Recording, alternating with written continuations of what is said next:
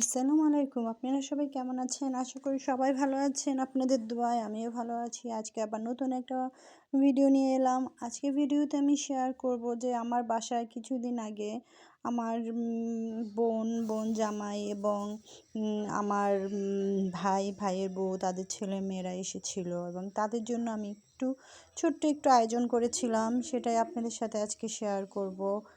আশা করি আপনাদের ভিডিওটা ভালো লাগবে। সবাই ভিডিওটি দেখবেন এবং আমার চ্যানেলটি সাবস্ক্রাইব করবেন। তাহলে চলুন শুরু করা যাক। কিছু মেহমান এসেছিল আগেই 4-5 দিন থেকেছে, ওরা কাল চলে যাবে। এর জন্য আজকে কিছু ভালো মন্দ রান্না করছি। ওদিক দিয়া আজকে আবার আমার বড় বোনকে আসতে বলেছি, ভাইয়ের বউকে আসতে বলেছি, ভাইয়ের মেয়েও আগে এসেছিল।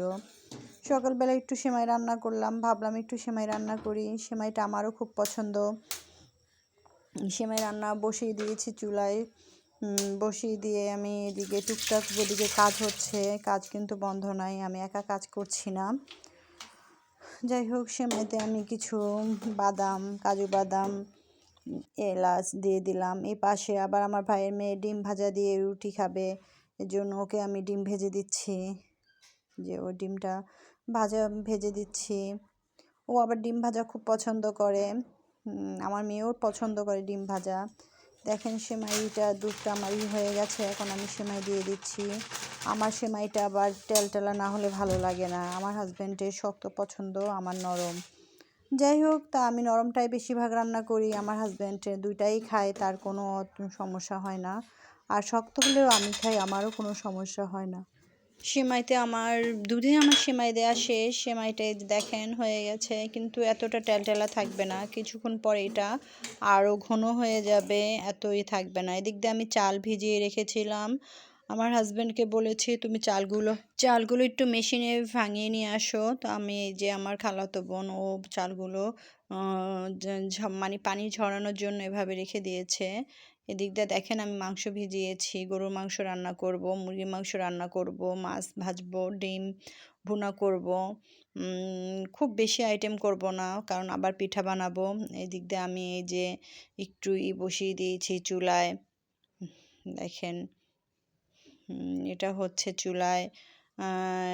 এটা হতে হতে এদিক দিয়ে আমি কিন্তু এদিকে আমার কাজ চলছে, কাজ বন্ধ নাই। একটু খিচুড়ি খেতে চেয়েছিল, এর জন্য খিচুড়ি রান্না করছি। যে সকালবেলা আমরা সবাই খিচুড়ি খাবো, এর জন্য খিচুড়ি চুলায় দিয়ে দিয়েছি। খিচুড়ি রান্না হচ্ছে। আমাদের খাওয়া দাওয়া শেষ। সকালে আমরা সবাই খিচুড়ি কেউ রুটি খেয়ে নিয়েছি। আমার হাজব্যান্ড চাল অলরেডি ভাঙায় নিয়ে আসছে। এদিক দিয়ে আমরা ওই যে মাংস পিঠা বানাবো, এর জন্য আমরা মাংসটা ভুনা করে নিচ্ছি। এই যে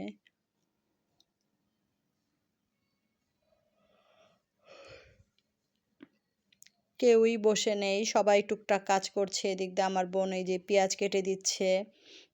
কারণ মাংস রান্না করার জন্য পেঁয়াজ লাগবে। পোলাও রান্না করব, মাংস রান্না করবো, এর জন্য পেঁয়াজ কেটে দিচ্ছে। এই যে এদিকে সিদ্ধ রুটি বানানোর জন্য আটা ভিজিয়ে রেখেছে।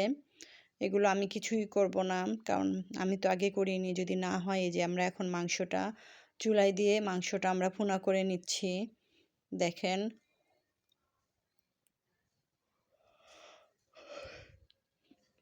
ছোট সময় মা যখন এই পিঠা বানাতো, তখন একটু একটু করে খেতাম, কিন্তু এখন বড় হয়েছি, খাই না।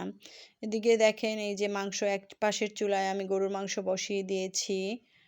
যেহেতু মেহমান অনেকের জন্য আমি এখানে 4 কেজির উপরে 4.5 কেজির মতো মাংস আমি নিয়েছি, রান্না করছি।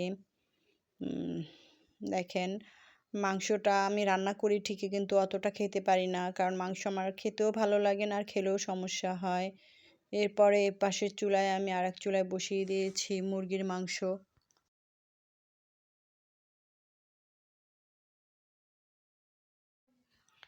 এই যে প্রায় মুরগি মাংসটা হয়ে গিয়েছে। এই যে দেখেন, এদিকে গরু মাংসটাও আমার প্রায় হয়ে গেছে। আমি প্রেশার কুকারে গরুর মাংস রান্না করি। এই যে রান্না করছি। এদিকে দেখেন, আমার রান্না বান্না প্রায় শেষ। সব আমি রেডি করে দিয়েছি। দুপুরে সবাই খাওয়া দাওয়ার জন্য প্রস্তুত। অলরেডি ছোট বাচ্চারা আগেই খেয়ে ফেলেছে। এখানে বড়দের জন্য দিয়েছি। এই যে পিঠা বানানো হয়ে গিয়েছে। এই যে পিঠা রেডি। দেখেন অনেক পিঠা বানিয়েছি, অনেক পিঠা আশেপাশের মানুষকেও দিয়েছি। যেহেতু আমি সবসময় বানাতে পারি না, আজকে বেশি করে বানাইছি, সবাই মন মতো খেয়েছে। এই যে দেখেন, এদিকে আমার দুলাভাই কিন্তু আমার জন্য মিষ্টি নিয়ে আসছে। আমি কালো মিষ্টি পছন্দ করি, এর জন্যই দেখেন কালো মিষ্টিটা সাদাও এনেছে, কালোও এনেছে। এরপরে আমাদের দুপুরে খাওয়া দাওয়ার পরে আমরা সিমাই পিঠা বানানোর জন্য বসে গেল। এই যে দেখেন আমার আপা বড় বড় লতা করে দিচ্ছে। এই যে আমার ভাইয়ের বউ লতাগুলো কাটছে। আমি কিন্তু পারি না লতা এগুলো কাটলেও বড় বড় হয়। আর যদিও এই পিঠাটা আজকে আমরা খাবো না, কারণ আজকে প্রায় আমি 3 রকমের পিঠা বানিয়েছি। সিদ্ধরুটি, তারপরে চিতই পিঠা, তারপরে হচ্ছে মোরগ সংসা, ওই যে মাংসের পিঠা। আজকের দিনটা খুব কর্মব্যস্ততায় কেটেছে। যদিও আমি একা কোনো কিছুই করিনি, সবাই মোটামুটি আমাকে হেল্প করেছে। যাই হোক, সবার ভিডিওটি কেমন লেগেছে কমেন্ট করে জানাবেন এবং আমার চ্যানেলটি সাবস্ক্রাইব করবেন। ধন্যবাদ।